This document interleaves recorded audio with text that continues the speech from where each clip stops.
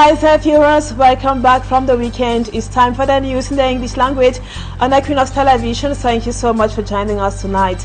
Our major stars this evening. We received calm now reigns in streets of Abidjan in Côte d'Ivoire after thousands of Ivorians took to the streets manifesting against a forced term in office of their outgoing president Alassane Dramane Ouattara. The protesters in the Pacific march were also against the arrest of some Ivorians who have been in detention for some time now. In this edition of the news, we will be discussing the peaceful protest in Côte d'Ivoire and what can be some take-home lessons or message for Cameroon. And still in this edition, we come back to the outing of Mali-then President Georges Anissé Kane, who criticizes what he terms maneuvers by the regime in power to frustrate the political ambitions of the party's presidential candidates.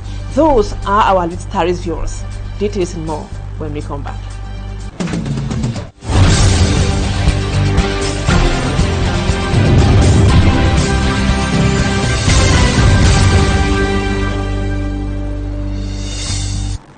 Welcome back, viewers. Thank you so much for the confidence. Thank you for being with us.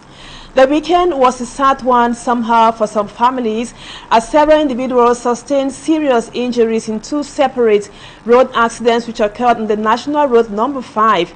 On the night of August 8, 2025, an accident near Batié, a village in the west region of the country, left many in critical condition. The accident involved a 70-seater bus from of Al-Barka Line Express and a fuel tanker, resulting in significant vehicle damage, while on Sunday morning in Bafang, an inter-urban bus that had lost its brakes collided with another bus. Let's now have more of those road accidents over the weekend with Lucille Ngoisi. A fatal road accident occurred on the night of August 8 to 9, 2025 near Batié village in the west region of the country. The accident involved a 70-seater bus from Al-Barka Line Express and a fuel tanker. The collision happened between 7 p.m. and 8 p.m., resulting in significant damage to both vehicles along the Douala-Fumban road. At the moment, there is no official report regarding casualties, but unofficial sources say there were fatalities and serious injuries. Emergency services and local authorities quickly descended at the scene to assist and manage the situation.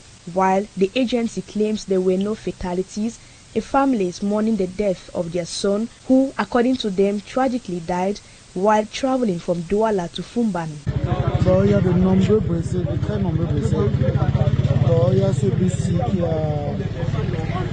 a perdu le frein. Additionally, on Sunday morning, traffic was disrupted in Bafang, still in the west region, due to another ghastly accident. A Noblesse Voyage bus collided with another bus that, according to sources, had lost its brakes, resulting in several people sustaining serious injuries. This incident led to traffic congestion, although law enforcement officers were present at the scene to manage the flow of vehicles. Meanwhile, an investigation is ongoing to determine the cause of the accident. However, road safety statistics reveal that in 2021, Cameroon recorded at least 3,000 fatalities from road accidents, with primary causes being overspeeding and the dilapidated state of roads in the country. Meantime, the Douala-Yaoundé highway is said to be in very deplorable state. Transporters say they now spend at least 10 to 12 hours from Douala to Yaoundé, or from Yaoundé back to Douala, instead of the normal 6 hours to get to their destination, and this has been affecting local businesses adversely. Our reporter Mala Glory made a stop over at some transport agencies here in the economic capital Douala and compiled their reactions in the report which comes up next.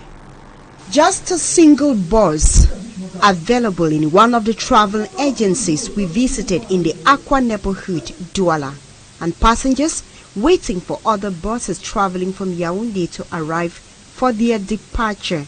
According to the transporters, this delay is due to the deplorable nature of the National Route Number 3, which has led to traffic congestion. As a result of this, travelers spent more than 6 hours on the 397-kilometer stretch. It's 6 hours. So with this traffic this time around, They are making more than 12 hours on the road, which is a problem to us. For instance, we take a bus, it won't leave around 4:30. It was supposed to arrive here at most 10 a.m. We will discover that it's arriving at 3 p.m., which is really a problem for us. This is after another transport agency published a communique this weekend apologizing to its clients on their recent delays on the highway, a situation which has caused a great loss to these economic operators. You know, as a businessman, you need to go for profit. You go for profit. I know profit goes with time. So you can imagine that we need to cancel one departure because of the road is not passing. Customers are here in Douala, they are waiting for another boat. The boat will leave here, I wanted to come here and take care. We discovered that we are adding 2 hours, 4 hours on one spot, so it was not really easy for us. They now call on the authorities concerned to intervene. So our prayer is that the authority in place, they should really do something for us to, if they can fasten the work, to reduce the length of time that they have to take to liberate the road for us. It will be a good thing for us. While waiting on the authorities to rehabilitate the road, travelers as well as transporters continue to bear the brunt. And now let's talk politics. Following the disqualification of Professor Maurice Kamto for the October 12 presidential election, the president of the African Movement for New Independence, Jean-Chanissé Kane, vows to continue the struggle to kick out what he calls a neo-colonial regime to set Cameroon free. Speaking at La Vérité en Face on Equinoxe television, he decried the illegal maneuvers to stop Professor Kamto from standing as candidates in the forthcoming presidential election in Cameroon. Babula Jonathan comes back to some highlights of the program.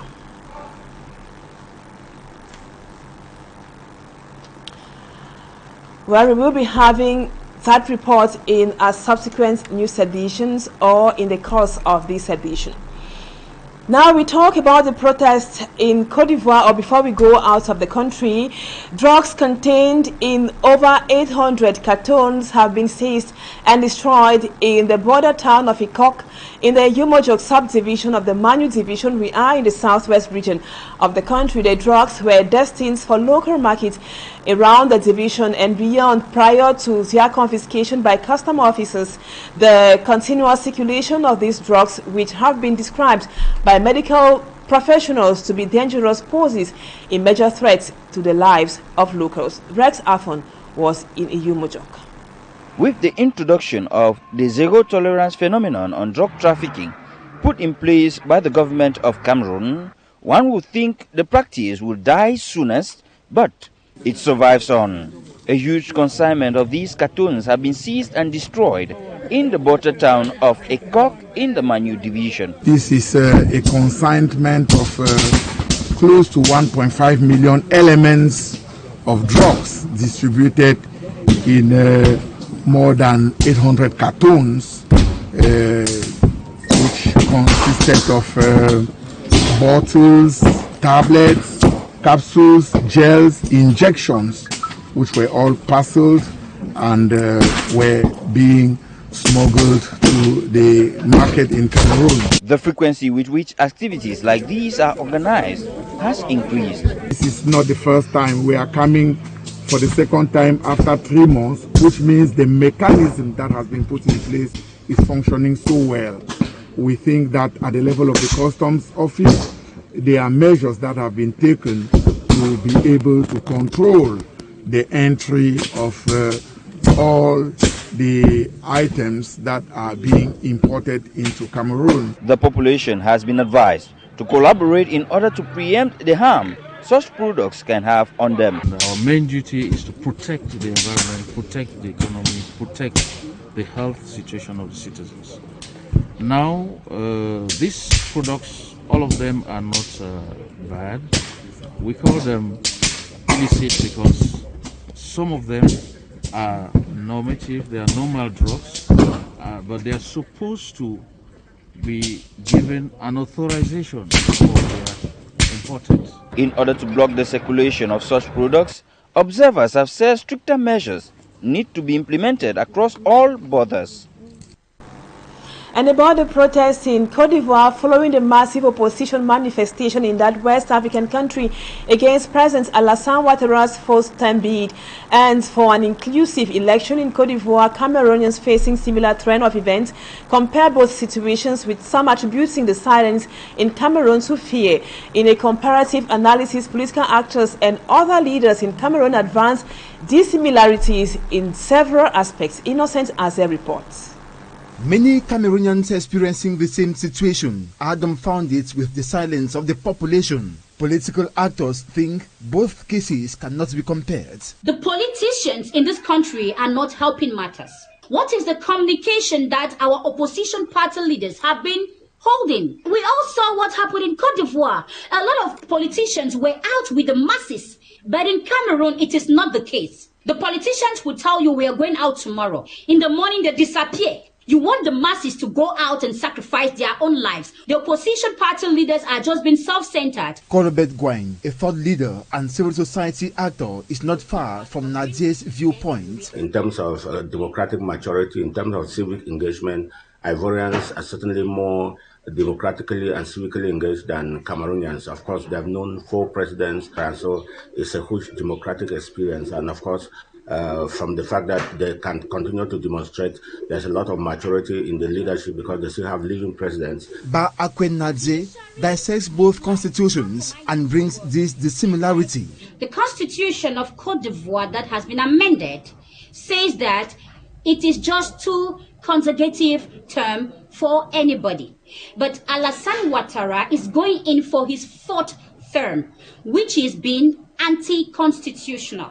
The Constitution of Cameroon does not have any term limit. Our 93-year-old incumbent president is constitutional in running for 1 million terms as he deems fit. She adds that Cameroonians have not reached the peak of their sufferings like Ivorians to take the bull by the horn. They are not scared of the guns. They are not scared of the tear gas. They are not scared of the oppression. They are just being satisfied with what they have. If they had felt that pain, the peak, it's chopping them to their marrows, they are going to brave all the odds and go to the streets because it is a constitutional right. They are going to go to the streets to demand the government what they want. Côte d'Ivoire has gone through a wide range of civil war and military coups. We should understand this. Colbert Gouin instead thinks the Minister of Interior is not an Atanga Njipol who has transformed everybody in Cameroon into a Molonex, though the general, the Minister of Interior, Vagundo Diomande, is a general. He is not as wild as we have our own here in Cameroon. To these opinion leaders, there is nothing comparable, as both Côte d'Ivoire and Cameroon have different expectations, opposition leadership, and so on. In a moment, we will be telling you how Cameroon is faring today.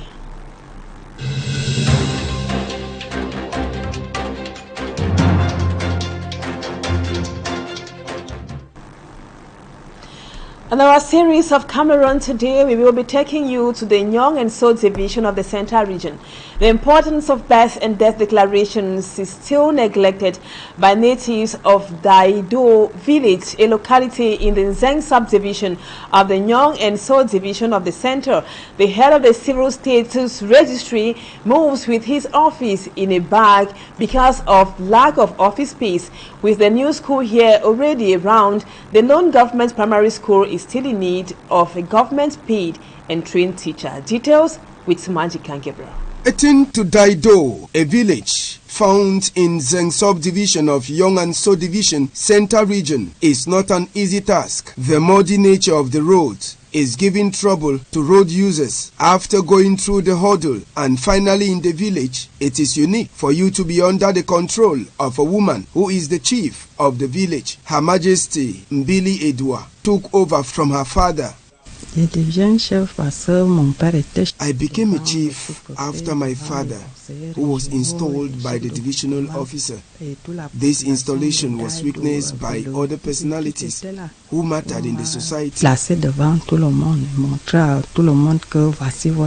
Getting to sit on the throne wasn't an easy one due to the chieftaincy tussles from her own family members.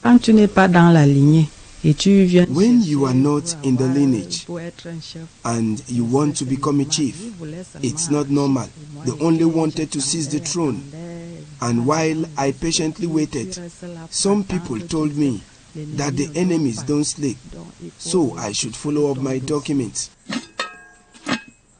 There were many complaints, and even in the presence of the divisional officer, people fought, and they even threatened the local administrator to the extent that they ran for their lives. Menacé, non? Bien menacé. Jusqu'à que lui et le chef de groupement ont pris la voiture et rentré, puisque c'était grave. There were a lot of problems because I'm a woman. They say, why should it be a woman to control them? Her Majesty Mbili Ejua is the head of Daido village. The locality found in Zeng subdivision has another problem, which is that of issuing birth and death certificates. The people are still ignorant about declaring birth and death. People put to bed, but they don't come systematically to do their declarations, and even death too. People here neglect everything because they don't know the importance of it. The civil status registrar in Daido village has no office, as everything is found in the little market bag he moves around with him. It's a difficult task here because I don't have an office. I was supposed to have an office alongside my secretary to receive people. Presently, I receive people in my house. I buy everything I use to work since the government doesn't support me. In the absence of an office, birth rate keeps increasing in Daido village. In the educational sector, the lone government primary school in Daido is already crumbling, with the structure already showing signs of dilapidation. And to make matters worse, the school doesn't have a teacher. The natives told us that just one teacher is in the school, while another was brought in by the PTA. Notre école est bonne, mais we have a beautiful structure, but no teacher. It is just one person who was recruited like that. He doesn't have any training. We have just one teacher. Monsieur Mbida, c'est lui seul qui est là. Il se débat comme ça. The teacher who is giving voluntary service at the government primary school Daido comes to school only when he can, as the pupils are abandoned to themselves. The person helping here is not paid well, and he too doesn't put in his best. Sometimes he stays for a week without coming, and when there is no money, he too doesn't come to work. With the coming of the new school year, many parents are now planning to send their kids to school out of the village. He actually went to school, but it didn't go well. I want to send him to the mother so that he can school there, since we don't have teachers. The head teacher is always there, but he can't manage all of the classes alone. We are calling on the government to help us by sending trained teachers who will do their work effectively. This will encourage more pupils, because the drop in the number of pupils is caused by the lack of teachers. The government primary school Daido is the main attraction within Zeng subdivision, a school that can boast of just a teacher taking care of 6 classes. No civil servant. Thanks, Matt. That was it for the first part of the news. Let's now move on to Talking Point.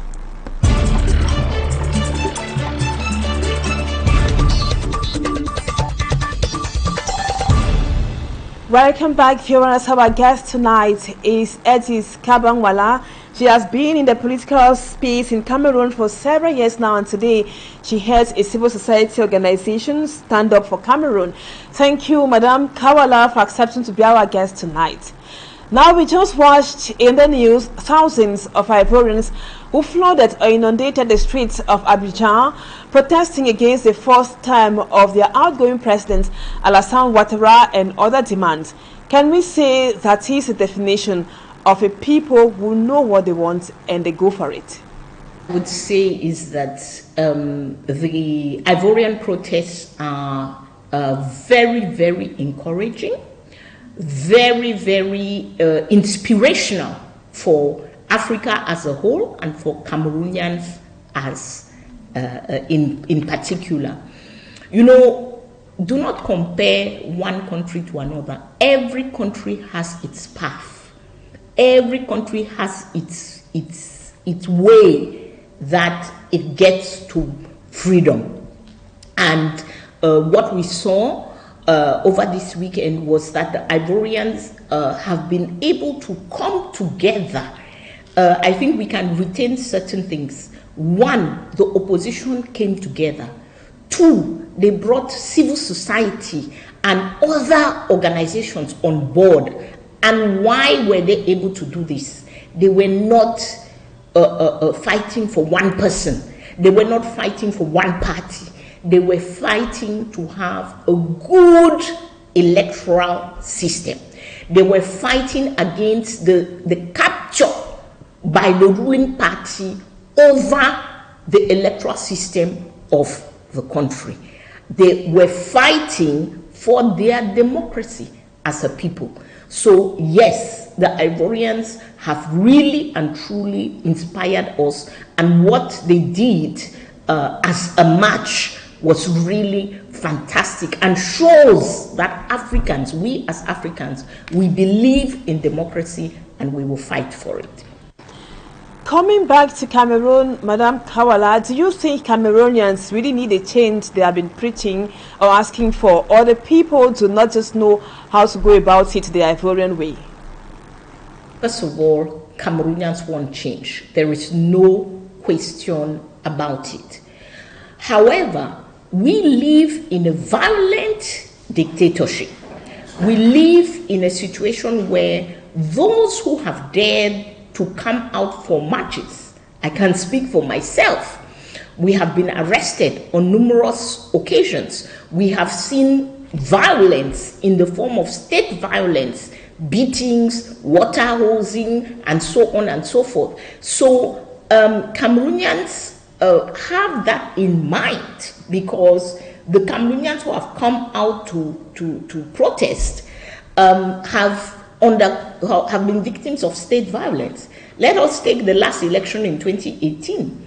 The people who came out to protest, to say this election was not conducted as it should have been, some of them are still in jail as we speak today. So it is that fear, of state violence which is holding Cameroonians back. Now, how do we overcome that fear? We have said at Stand Up for Cameroon, we overcome it gradually. You do not get to Ivorians in Côte d'Ivoire. Such marches were not permitted for a long time. Ivorians fought for the right to march. People have to realize that you fight for freedoms. Freedoms, it is very rare that freedoms are given to you. You have to fight and push against the system for freedoms. Now, at Stand Up for Cameroon, what have we said? We said Friday in black. Why? This is a non-violent protest that does not immediately put the citizen in confrontation with state violence. Because you are wearing your black, you're walking around, somebody cannot come up to you and be asking you why you are wearing a particular color of cloth. But imagine that we were in a situation where Cameroonians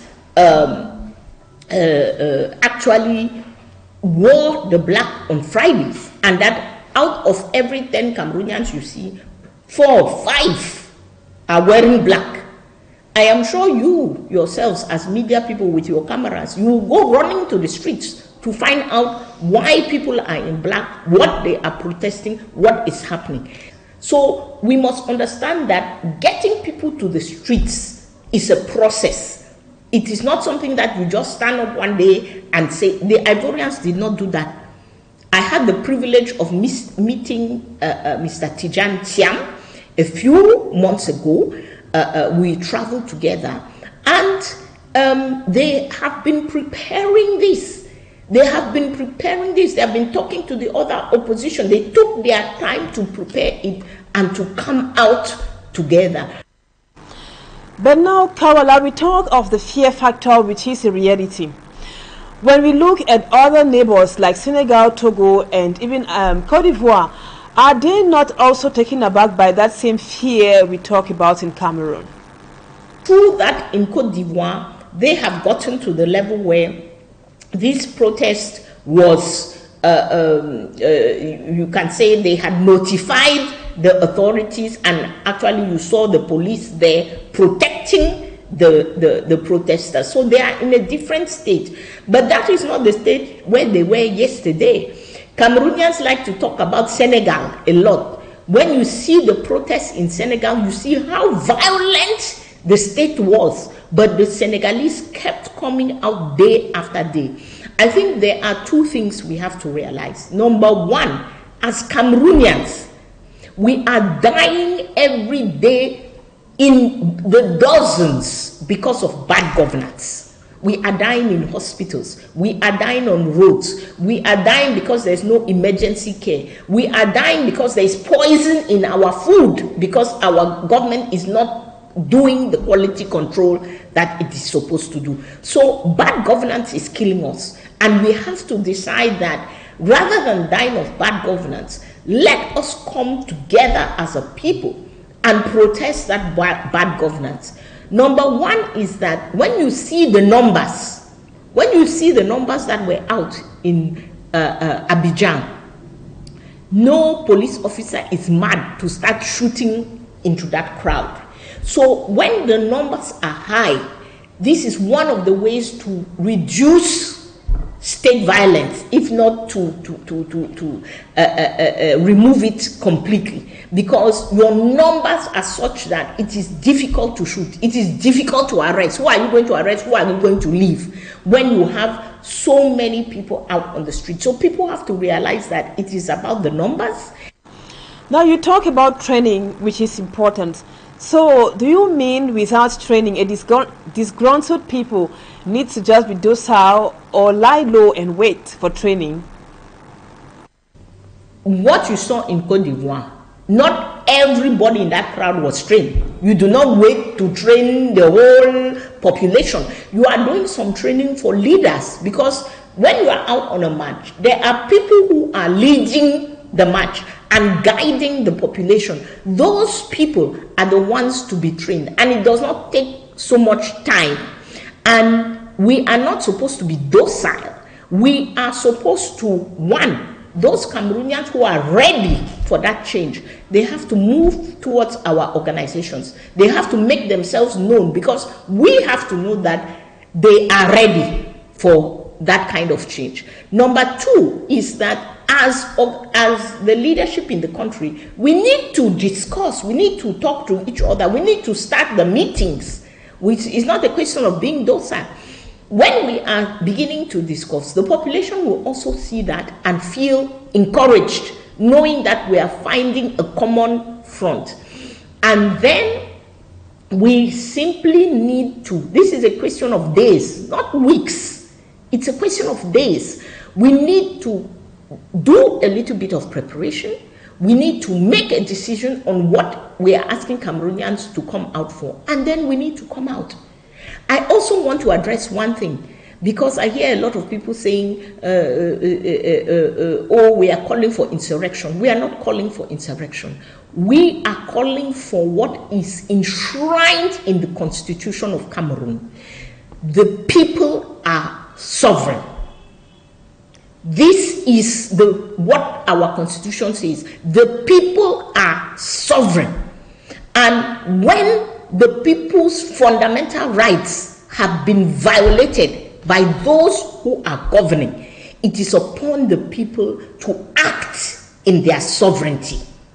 And number two is that the right to protest is guaranteed by the Constitution of Cameroon.